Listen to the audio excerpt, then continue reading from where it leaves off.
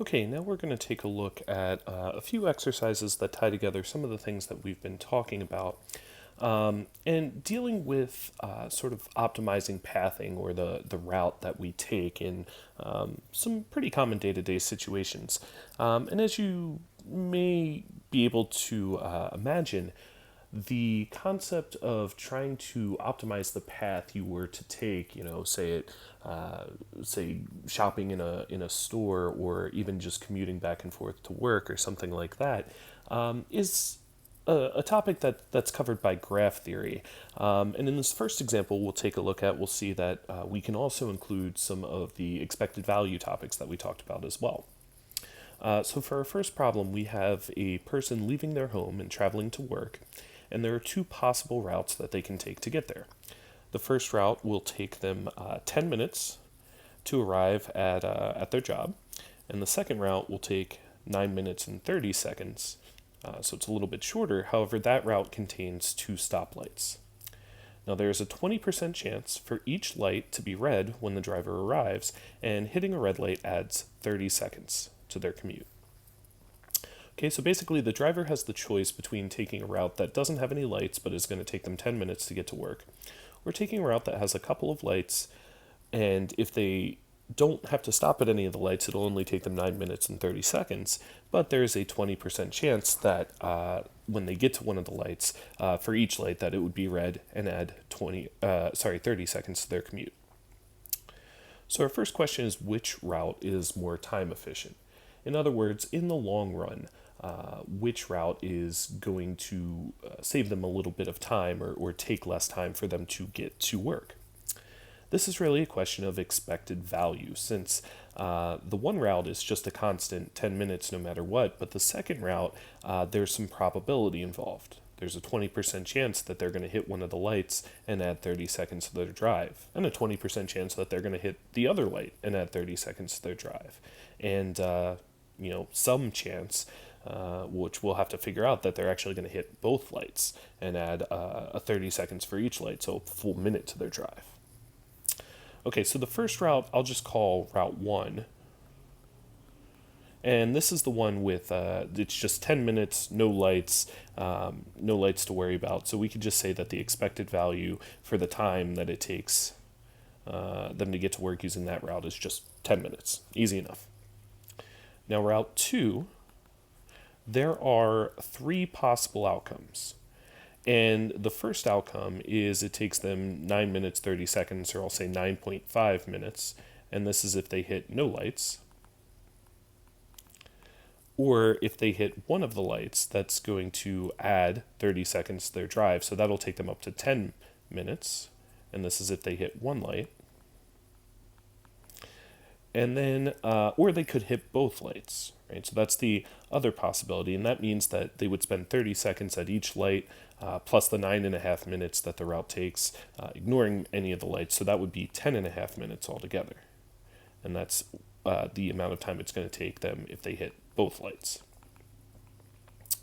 So these are the values of each of the possible outcomes. And remember, to calculate expected value, we take the value of each outcome and multiply it to the probability of each outcome, and then add all those things together to get our expected value.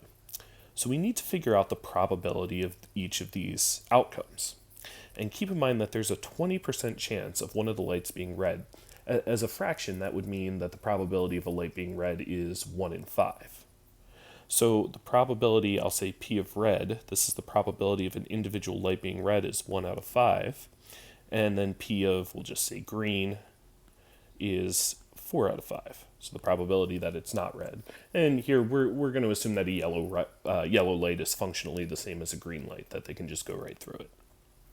So each light, the probability that it's red is 1 in 5, and the probability that it's green is 4 in 5. And at first we may just say, okay, so the probability that they hit a red light is 1 in 5, but it's actually a little more complicated than that. So first of all, let's figure out the probability that they had two green lights, so they don't have to stop at any lights. The probability that they stop at no lights. And that's going to be the probability that the first light is green, which is 4 in 5, times the probability that the second light was green, which is 4 out of 5. So the probability that both of the lights are green is going to be 16 out of 25. And so that means that, that scenario, the expected value for that scenario is going to be the 9.5 minutes times 16 out of 25 for the probability of that occurring. Now, what about the probability that they hit one light? Well, that means we have to consider the case where the first light was red, but the second light was green. So that's going to be 1/5 times 4/5. This would be, again, the probability that they stop at the first red light, but the second light was green. But then there's also the case where the first light was green, but the second light was red. So that probability would be 4/5 times 1/5. That's the probability, again, that the first light is green and the second light is red. So if we put those together, we have 4 out of 25 plus 4 out of 25. So that's going to be 8 out of 25. So that's the probability that, again, they hit one of the red lights, but not both. And then, of course, there's the probability that they hit both lights, which is the probability that the first light is red, 1 out of 5, times the probability that the second light is red, also 1 in 5, so 1 out of 25. And one good way to check to make sure we've considered every outcome is these three probabilities have to add up to 1, right? Because one of those things is going to happen. And 16 plus 8 is 24 out of 25, plus 1 out of 25 is 25 out of 25. So that gives us a 1 that handles every scenario. Oops. Okay, so let's actually calculate the expected value, and I need to move my second half of the question down a bit here. Okay. So in terms of actually calculating the expected value, again, let me note, let me note this is for Route 2. The expected value here is 9.5. Just since everything else is in terms of fractions, let me actually convert that to a fraction. It's probably going to make the computation a little bit easier. 9.5, so that's 9 and 1/2, so that is 19 halves. So it's 19 halves for the amount of time when we hit no lights times the probability that we hit no lights, which is 16 out of 25. Plus, let's see, the amount of time if we hit both lights, if we hit just one light was 10 minutes, and the probability of that occurring was 8 out of 25. And then the probability that we hit both lights was 1 out of 25, and that was 10.5 minutes. So that would be 21 over 2 if we converted that into a fraction. So 21 over 2 times 1 out of 25. Now, of course, you don't have to convert these to fractions, particularly if you're going to use a calculator. You could just type in 9.5 times 16 over 25 and get a value that way. I'm choosing to go with fractions in this case just because I want to try to work this out without the use of a calculator if that's at all possible. Okay, so let's see. We have here almost all of these are over 50, right? If we take a look, this term's over 2 times 25, 2 times 25. This one is just over 25. So what I'm going to do to combine them all as a single fraction is, first of all, we have 19 times 16 over 2 times 25, so that's going to be 50. And 19 times 60 is 304. And this is, so 20 times 16 would be 320, so minus 16 itself would give me 304. That's how we arrived at 19 times 16 there. Now, with the middle term, I'm going to multiply the top and the bottom by 2 to make that also over 50. And we'd have 20 times 8, so 160 there. And then the last one, 21 times 1, is just 21 over 50. And so if we put these all together, I have 304 plus 160, that's 464, plus 25 would be 485 out of 50. So let me just double check that really quick. So 304 and 160, so that's, again, 460, 484, 485. Okay, cool.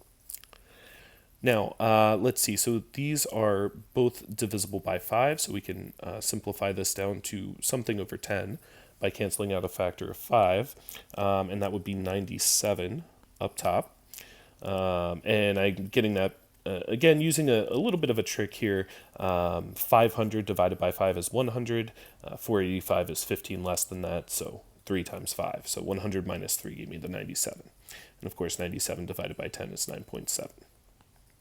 So 9.7 minutes is the expected value for the amount of time the second route is going to take.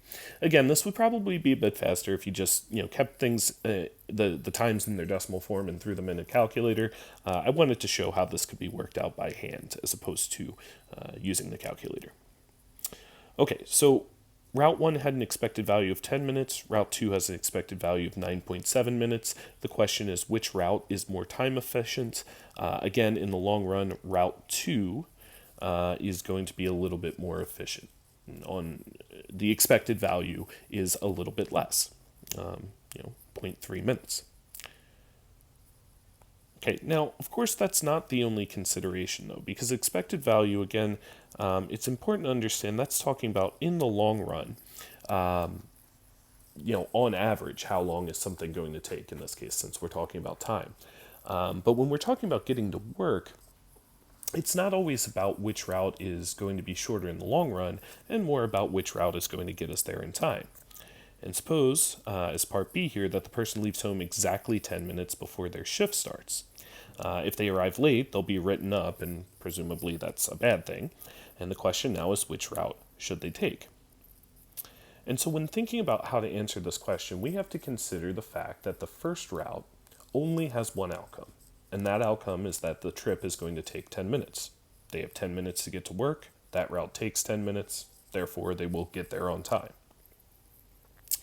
The second route, however, had 3 possible outcomes. There was the outcome that it took them 9.5 minutes to get there, in which case they get there on time. There's the outcome that it takes them 10 minutes to get there, in which case they get there on time. And then there's the outcome that it takes them 10.5 minutes to get there, in which case they're going to be late. Which again, the problem says that means they get written up. Who knows how bad that is, but presumably that's an outcome they'd like to avoid. Now, this is a rare outcome. It only happens 1 out of 25 times. But if we really think about this, excuse me, there's only, a 4% chance here that they're going to be late and have that negative outcome. But with the first route, that's never happening. They're never going to be late. And, to kind of, put this in perspective, getting there half a minute early probably doesn't really matter too much, right? That's the upside of taking Route 2, that if they miss all the lights, they get there 30 seconds early, and that probably doesn't really matter. So if instead of the concern being, in the long run, which route is shorter, now the concern is which one leads to us not being late, in that case, we'd like to take Route 2 instead. So we talked about this a bit when discussing expected value. Sometimes the conditions that we're trying to meet will influence our decision. It's important to understand that expected value is just purely giving you, again, in the long run, what is the best choice. But depending on what your priorities are, in this case not being late to work, the best expected value may not always be the optimal decision. Okay, so to add a little wrinkle to this, so suppose a new route is constructed, which only takes 7 minutes for the driver to get to work. However, the driver does have a 50% chance of getting stuck in traffic when they take this route and adding 4 minutes to their commute.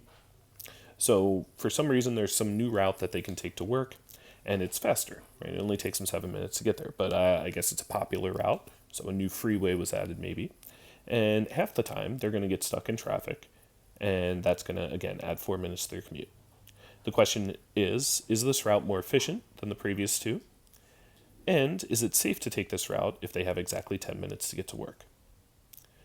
So basically what we need to do to evaluate this new route is calculate, spin the iPad around, so is to calculate the expected value for the time it's going to take them to get to work when they take this route, and also examine all the outcomes and see if any of them cause them to be late. And first of all, just sort of at a glance, we can say, all right, it takes 7 minutes, but half the time they're going to add 4 minutes to their commute. That means half the time it's going to take them 11 minutes to get there, which means they would be late if they have exactly 10 minutes. So it seems like this route's probably not the safe one. Now, in terms of time efficiency, if we want to calculate the expected value, we have two outcomes. First, the 7-minute outcome when there's no traffic, and then the 11-minute outcome when there is traffic. And to calculate the expected value here, this one's actually going to be fairly straightforward. Since half the time there is no traffic, we have 7 times 1/2. The 50% is 1/2. Plus the other half of time there is traffic, so 11 times 1/2. We put those together, 7 and 11 is 18 over 2, so that simplifies down to 9 minutes. So this new route is, we would say it's higher variance. Half the time, it only takes them 7 minutes to get there. The other half, it takes them 11 minutes to get there. And overall, it does have a better expected value. It is more efficient because 9 minutes is less than the 10 minutes for Route 1 and the 9.7 minutes for Route 2. However, this is a little more risky, though, because half the time they are going to end up being late to work. So the two questions are, is it more efficient? And the answer is yes, more efficient. And then the second question was, is this the safe route in terms of them getting to work on time? And the answer to this would be, well, no, it is not the safe route. So we'll just say no, not safe.